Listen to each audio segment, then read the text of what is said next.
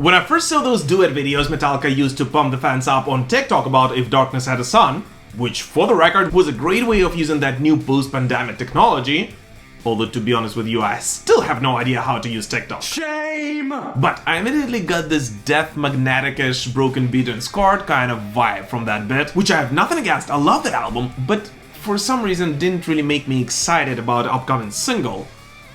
Although it might be because I was too worried about Rob tripping over his dog.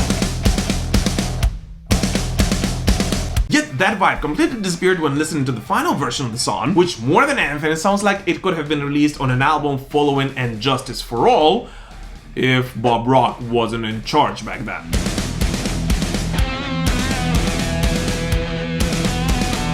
The song opens with this very sharp sound and intro, which is rather reminiscent of that of Eye of the Beholder, and weirdly enough, it is not only that intro vibe, but also the song's structure and I guess its final destination, which connects If Darkness Had a Sun with the 1988 track.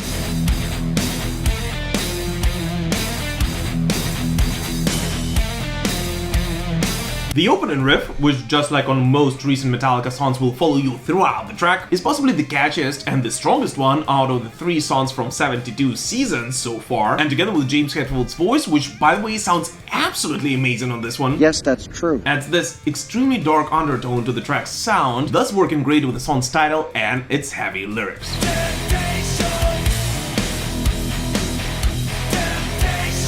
And yeah, I, just like I'm sure many other Metallica fans, hearing that recurrent chant Temptation at the beginning of If Darkness Had a Sun, simply couldn't stop worrying it would be a rewritten version of the infamous track of the same title from the early Saint Anger sessions. Temptation, feel no hope.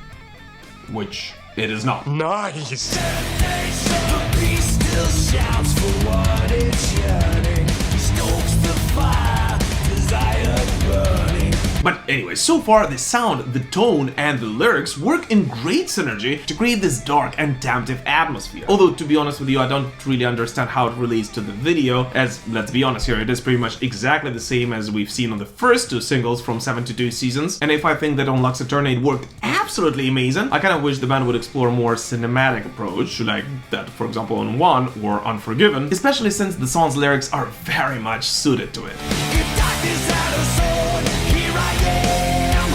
I'm bathed in holy water. Yet, in all fairness, it has nothing to do with the song itself, and it does not in any way distract from the sound, so I guess we'll just let it slip. Exactly. But anyways, both the verse and the chorus structure so far are designed in a way to develop this anticipation for a listener, kind of making him long for a change in tempo or a modulation, which finally happens around 4 minutes mark in what I personally consider to be the strongest part of this track.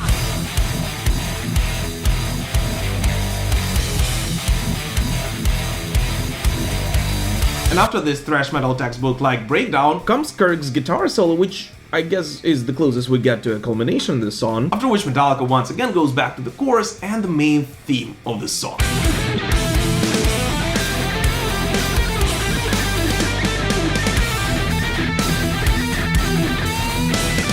And here, I'll be honest with you, is where I get the most torn about this song. Because on one hand, after 4 minutes of building this anticipation and after a very energetic breakdown, one part of me really wanted Metallica to pick up the tempo and just burst in energy like they did on One. But on the other hand, I do understand that it would possibly not resonate with the overall mood of the song.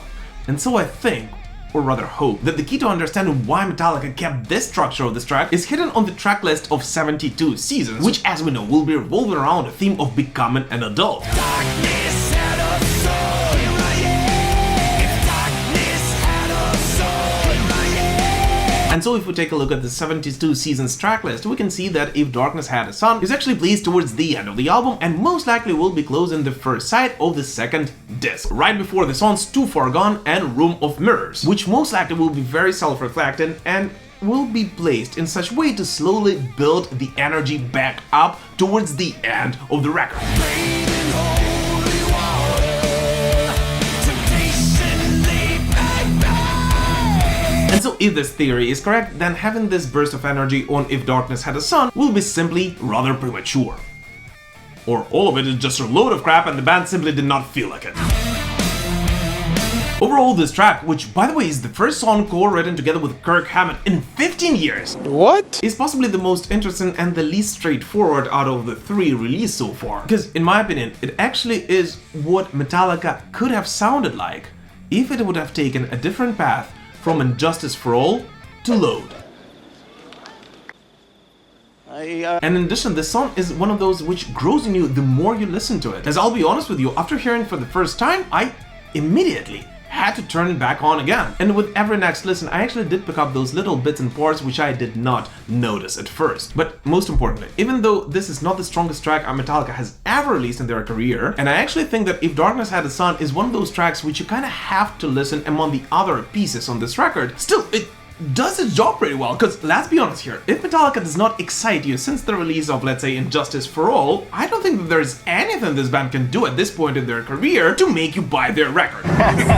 But if you are a fan and you thoroughly enjoy their latest output, then If Darkness Had a Sun, being rather different from, let's say, Lux Eterna, actually adds to the fans' curiosity and builds this anticipation for the upcoming record. Because once again, even though I totally understand with my head that this is not possibly the strongest track in the Metallica catalog, it actually made me significantly more curious about how will the boys tie it all together on 72 seasons, hoping that this track, just like any other song on this album, will be simply a part of one bigger picture.